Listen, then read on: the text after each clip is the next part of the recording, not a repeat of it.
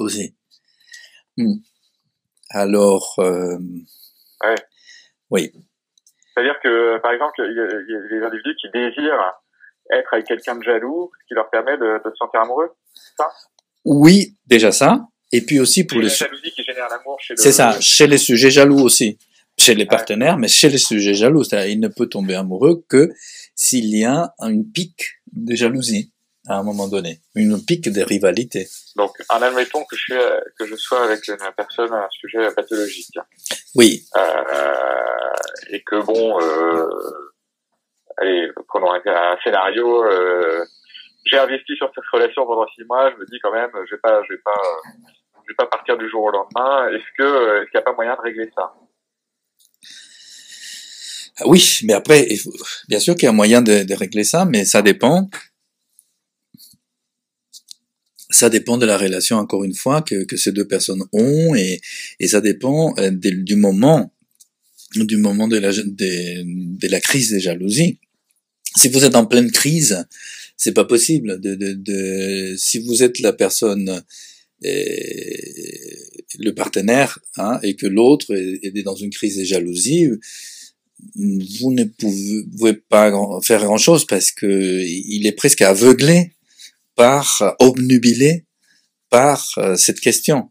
Donc, tout ce que vous puissiez dire est suspect.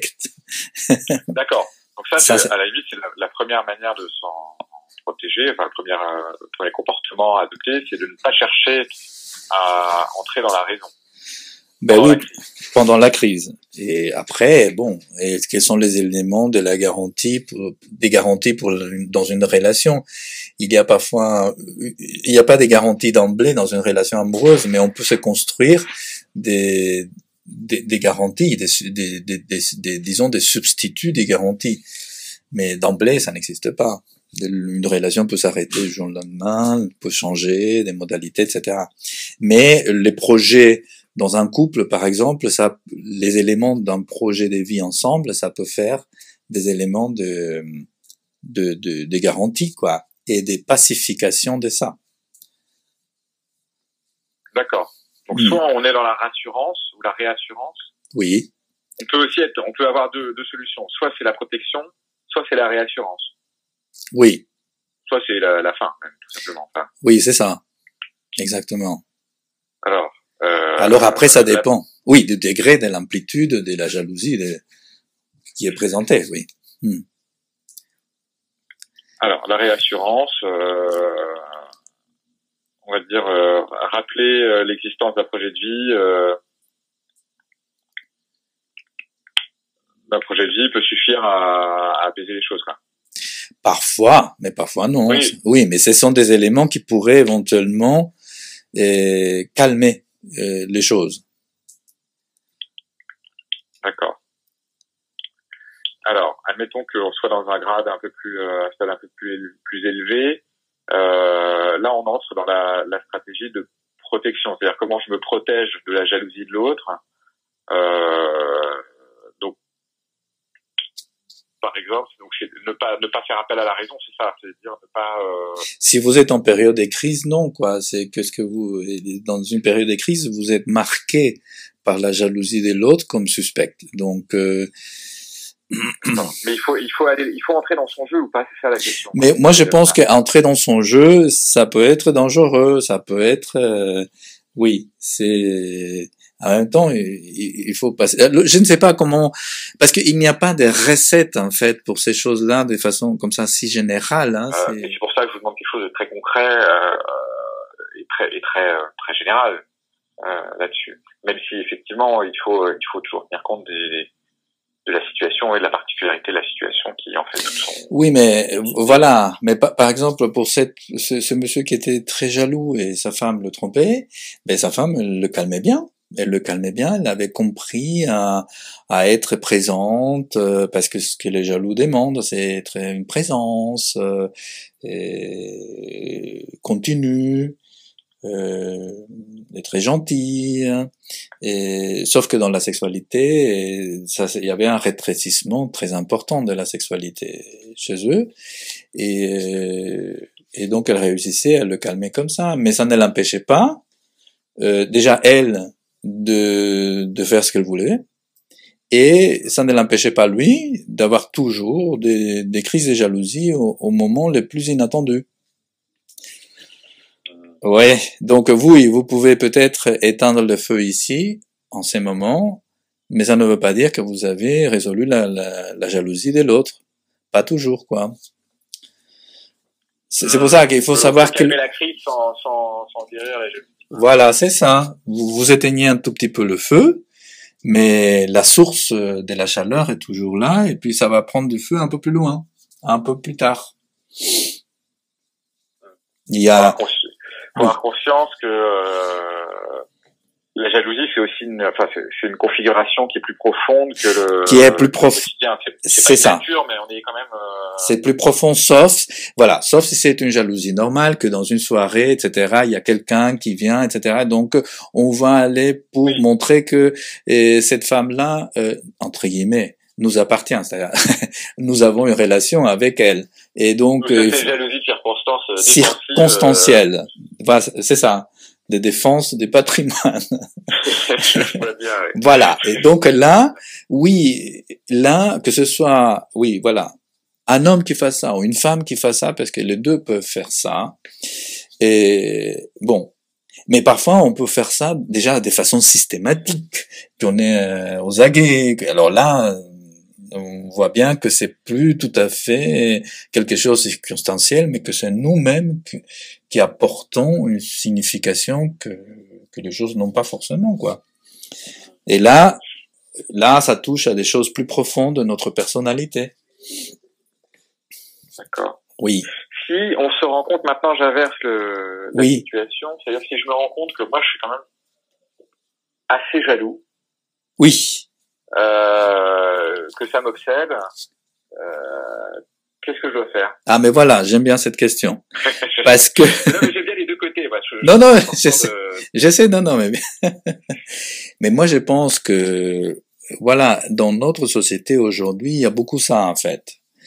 C'est que, comme les relations sont devenues moins figées aussi, c'est-à-dire qu'il y a beaucoup plus peut-être des fluidités et entre guillemets des libertés et dans les comportements érotiques, amoureux aujourd'hui, et que les couples explosent et qu'il n'y a pas de garantie. On peut être ensemble à une époque et puis dans quelques temps on ne peut plus être ensemble et ainsi de suite.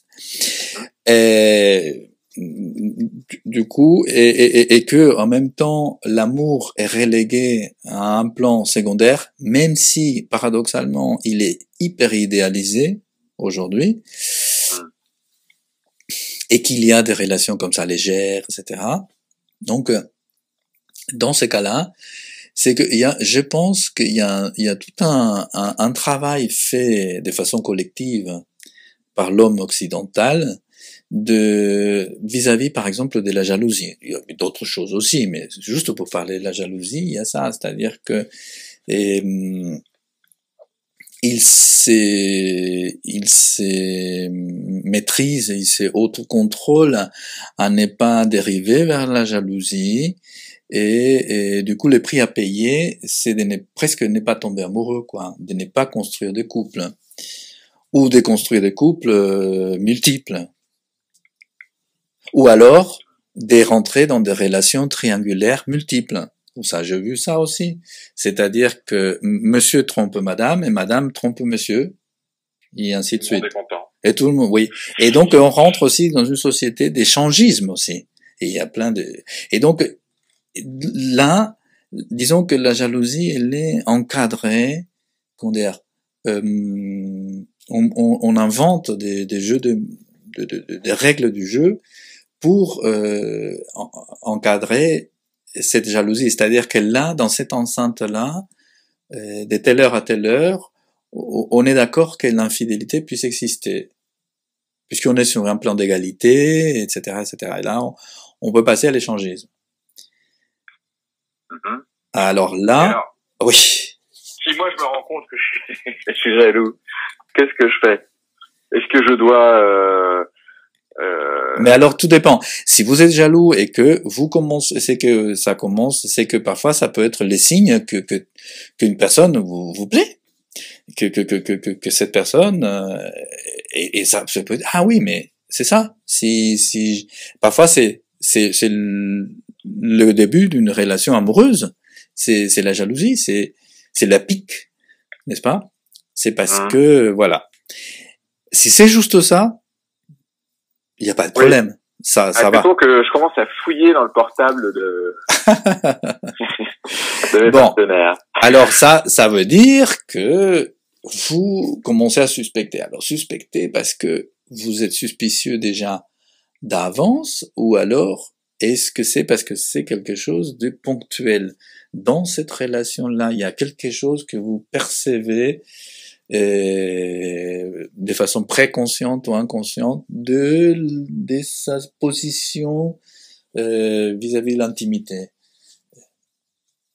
Bon, alors ça dépend encore une fois de l'amplitude, de l'intensité de cette jalousie. Est-ce que c'est en lien avec la relation ou c'est quelque chose de plus profond de la personnalité de quelqu'un? C'est habituel. Ben oui, alors si c'est habituel, alors là, c'est compliqué. Alors là, oui. Oui. Faut venir vous voir, quoi. Voilà, exactement. D'accord. Non, mais si c'est un phénomène habituel, c'est que globalement, on peut se dire que on est plutôt dans le pathologique et que dans ce cas-là, il est peut-être bon de consulter, quoi. Oui. Alors, il y a un autre marqueur peut-être que nous pourrions dire que ça commence à devenir pathologique. Si on commence à s'intéresser, à surveiller l'autre, si ça reste quelque chose de ponctuel, de circonstanciel, et là, c'est une chose. Et que à ces moments-là, ça va. C'est parce qu'il y a quelque chose qu'on a ressenti et qui doit être vrai. Et on peut trouver à un moment donné une solution. Parfois, c'est ça. Mais si de là, on commence à s'intéresser, non pas à la partenaire qui est considérée comme étant éventuellement infidèle, c'est que et qu'on commence à s'intéresser au rival. Là, ça peut être là, c'est un autre marqueur. On commence à s'intéresser au rival et non pas, et on suppose que dans l'infidélité, le partenaire va vivre une relation beaucoup plus forte que la nôtre. Donc ça peut être par exemple la manifestation d'une haine à l'égard de, je sais pas, je vais aller casser la gueule de du rival. Tous les types qui je considère que mon partenaire a... Ouais, c'est ça. Voilà, d'accord. C'est ça. Et là, c'est pas possible ça devient ingérable. Ça devient ingérable. Donc moi je dirais voilà, ça c'est un marqueur fort quoi. On commence à s'intéresser plus au rival ou à la jouissance éventuelle qu'on lui suppose, aux bénéfices qu'il peut avoir, aux relations sexuelles qu'on suppose. On suppose, en fait, voilà, le jaloux va supposer que l'infidèle et les rivales ont des relations sexuelles même merveilleuses, alors que peut-être c'était pas. Peut-être qu'il y a une infidélité, mais peut-être que la relation sexuelle, même sexuelle, a été pauvre, pas terrible. Alors,